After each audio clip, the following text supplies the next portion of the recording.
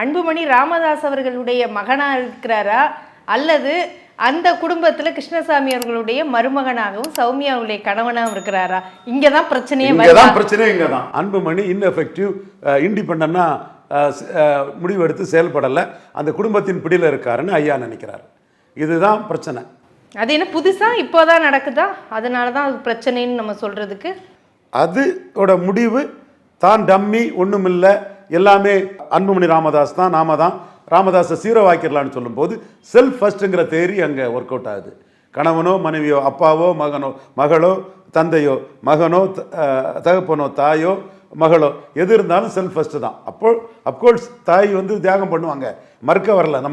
நம்ம தமிழ்நாடு கான்செப்டில், இந்தியன் கான்செப்டில் என்றாலும் யூனிவர்சல் தேரி செல்ஃப் ஃபர்ஸ்ட்டுங்கிறது தான். அப்போ நான் டம்மி, நான் ஒன்றுமில்லை, நான் சீரோ, நான் வீட்டில் பேர குழந்தையோட ஓடிட்டு இருக்கணும், நீங்கள் தான் அரசியல் பண்ணுவீங்கன்னு சொன்னால் அது இல்லை. என்னை வச்சு தான் இன்றைக்கும் ஓட்டு.